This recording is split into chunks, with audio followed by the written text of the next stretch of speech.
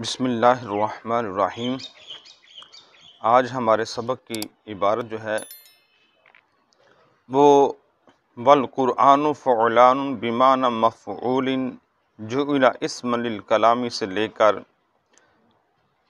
اشارتاً الی ان کلماتہ کالدرر تک ہے۔ اس مذکورہ عبارت کے اندر مصنف نے قرآن کو فعلان کے وزن پر بیان کیا، پھر اس کو ایک ایسے کلام کا نام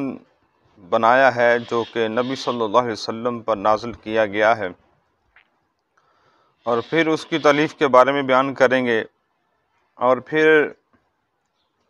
یہاں پر نظم اور حروف کے استعمال کے بارے میں بیان کریں گے کہ نظم کے لفظ کو استعمال کیا ہے،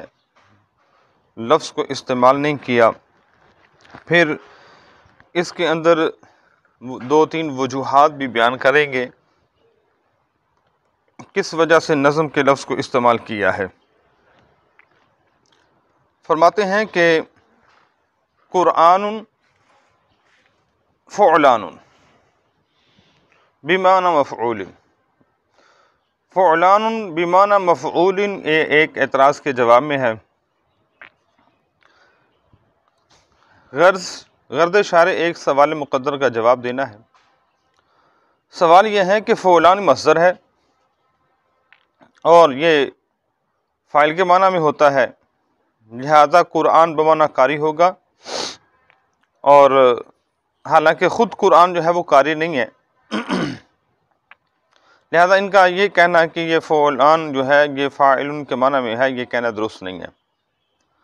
تو شارع نے یہاں پر لایا ہے فعلان بمعنی مفعول، لا کر اس بات کی طرف اشارہ کیا ہے کہ مصدر تو ہے، مصدر کا استعمال جو ہے وہ دو طرح سے ہوتا ہے، مصدر مبنی للفاعل ہوتا ہے یا مبنی للمفعول ہوتا ہے۔ تو یہاں پر مبنی للفاعل نہیں ہے بلکہ مبنی للمفعول ہے، تو لہذا قرآن بمعنی قرؤن کے معنی میں ہے، یعنی جس کو پڑھا جائے، مقروءن کے معنی میں ہے جس کو پڑھا جائے۔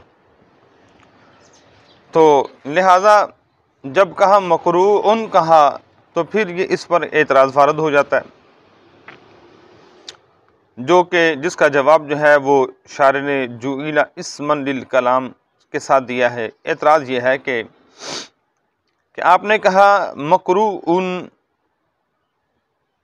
قرآن جو ہے مفعول کے وزن پر ہے، یعنی مقروءن کے وزن پر ہے، اور اس کی وجہ یہ بتائی کیونکہ یہ پڑھی جانے والی کتاب ہے، تو کتابیں تو اور بھی پڑھی جانے والی ہیں،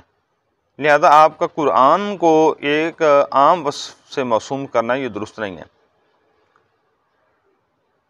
اس کا جواب یہ ہے کہ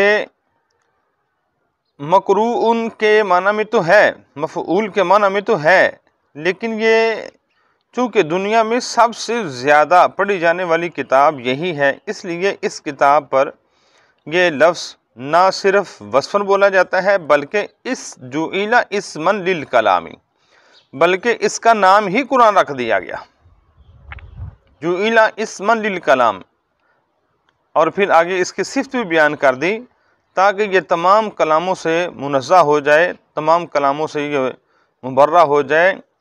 فرمایا المنزل علی النبی علیہ الصلاۃ والسلام، کہ نبی صلی اللہ علیہ وسلم پر جو نازل ہونے والا قرآن ہے وہ قرآن مراد ہے، وہ جو کتاب زیادہ پڑھی جاتی ہے وہ قرآن مراد ہے۔ تو لہذا یہ کہنا ہے والقرآن فعلان بمعنی مفعول، یہ بالکل عبارت درست ہے۔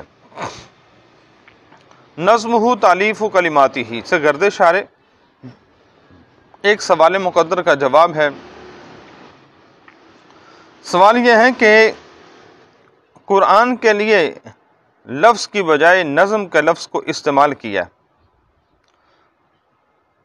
اور اگر نظم کی جگہ پر لفظ استعمال کر دیا جاتا تو کیا حرج لازم آتا۔ اس کے پہلے وہ بتائیں گے کہ نظم کیا ہوتا ہے اور پھر جو لفظ ہوتا ہے وہ کیا ہوتا ہے۔ تو فرما رہے ہیں کہ یہ نظمہ تالیف کلماتہ مترتبۃ المعانی متناسقۃ الدلالات علی حسب ما یقتضیہ العقل، نظم جو ہوتی ہے وہ اس کے اس قرآن کے کلمات جو ہیں وہ مرتب ہوتے ہیں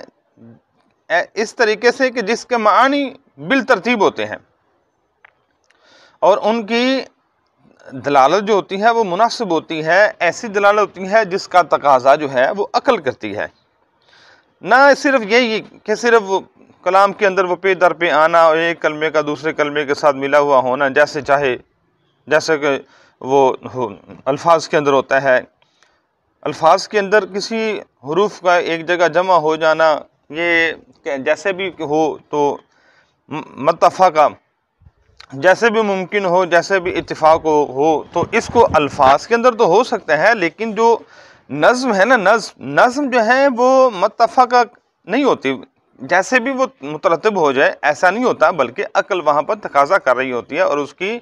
جو الفاظ کی جو ترتیب ہوتی ہے وہ ایک ایسے الفاظ کی ترتیب جو ہے وہ مناسب دلالات ہوتی ہیں جس کا عقل تقاضا کرتی ہے، اس کے مطابق ہوتی ہے۔ مثال کے طور پر جیسے دارابہ ہے، دارابہ کی جگہ اگر کسی نے رابضہ کہہ دیا، وضع کر دیا تو کوئی حرج والی بات نہیں ہے، یہ ایسے ہیں متفقہ، یہ عقل کے تقاضے کے مطابق نہیں ہے۔ دارابہ کی جگہ رابضہ وضع کر دیا تو اس میں کوئی حرج والی بات نہیں ہے، لیکن یہ عقل کے تقاضے کے مطابق نہیں ہے، عقل جس کا تقاضا کرتی ہے اس کے مطابق نہیں ہے، بلکہ یہ ایک کیف متفقہ ہے، جیسے بھی متفق ہو جائے۔ تو لہذا نظم کی تعریف کے اندر یہ ہوتا ہے کہ کلمات کی ایسی ترتیب ہو کہ جس میں نہ تکرار ہو اور نہ ہی ان کا آپس میں انضمام جو ہے، ملنا جو ہے کیف متفق، بلکہ ان کا ملنا جو ہے وہ مقتضی حال کے مطابق ہو جس کا عقل تقاضا کرتی ہے، تو نظم اس کو کہتے ہیں۔ لہذا مصنف نے یہاں پر نظم کا لفظ استعمال کیا، اور اس سے یہ بتانا یہ چاہ رہے ہیں کہ قرآن کی جو ترتیب ہے نہ وہ تکرار کا متحمل ہے، نہ ہی وہ جسٹ ویسے ہی مل گئی ہیں، ایک لفظ جو ہے دوسرے لفظ کے ساتھ جو ملا ہوا ہے وہ ویسے ہی مل گیا ہے، ایسی بات نہیں ہے، بلکہ قرآن کے جو حروف ہیں، کلمات ہیں، ان کی ترتیب ایسی ہے کہ جو بامعنی ہے، جو مقتضی حال جس کا تقاضا کرتا ہے وہ ترتیب ہے، اور عقل کے تقاضے کے مطابق ہونا، اور جس ترتیب کا عقل تقاضا کرے اس کے مطابق کلمات کا انضمام جو ہے اس کو نظم کہتے ہیں۔ لہذا ایک اور وجہ ہے جس کو ذکر کیا ہے، علامہ سعد الدین تفتازانی نے ذکر کیا ہے اس کے اندر، فَلِذَا اختار نظم علی اللفظ، یہاں سے ایک اور بیان فرمانے لگے ہیں وجہ، کس وجہ سے ہم نے یہاں پر لفظ کو استعمال نہیں کیا بلکہ نظم کو استعمال کیا۔ فرماتے ہیں کہ اس کی گرد اشارے فَلِذَا اختار نظم علی اللفظ وَلِأَنَّ فِيهِ استعارةً لطیفةً، اس عبارت کی غرض، اشارے کی غرض لفظ کی بجائے نظم کو استعمال کرنے کی ایک اور وجہ بیان کرنی ہے۔ کہتے ہیں کہ جو مصنف نے یہاں پر لفظ کی جگہ پر نظم کو استعمال کیا ہے، اس نظم کو لفظ کے مقابلے جو وہ اختیار کیا ہے نا، اس کے اندر ایک دوسری وجہ بھی موجود ہے۔ وہ وجہ کیا ہے؟ اس کے اندر ایک استعارہ لطیفہ ہے، بہت عمدہ استعارہ ہے، بہت زبردست استعارہ ہے، اور آپ کو پتہ ہے کہ وہ عبارت، وہ کلمات جن کے اندر استعارہ ہوتا ہے وہ فصاحت و بلاغت اس کا حسن ہوتا ہے، اور جس میں فصاحت و بلاغت ہوتی ہے اس کے اندر حسن بھی پیدا ہوتا ہے، اس لیے نظم کا لفظ لائے ہیں، لفظ نہیں لائے۔ اور کیونکہ فرماتے ہیں کہ وَإِشَارَةً إِلَىٰ أَنَّ كَلِمَاتِهِ كَالدُّرُرِ، کہتے ہیں یہاں پر ایک لطیف استعارہ کیا ہے، اور کہتے ہیں اس وجہ سے یہاں پر مصنف نے قرآن کے الفاظ کو کہا ہے نظم، اور نظم کا معنی کیا ہے کہ گویا کہ موتیوں کو لڑی میں پرویا گیا ہے۔ تو یہاں پر جو اس کلمات ہیں، جو قرآن کے کلمات ہیں، وہ مصنف نے تشبیہ دی ہے گویا کہ موتیوں کے ساتھ، ایسے موتی جو کہ لڑی میں پروئے ہوتے ہیں، لہٰذا یہاں پر کوئی اعتراض وارد نہیں ہونا چاہیے کہ نظم کو اختیار کیا ہے، لفظ کو اختیار نہیں کیا۔ اللہ تبارک و تعالی ہم سب کو عمل کی توفیق عطا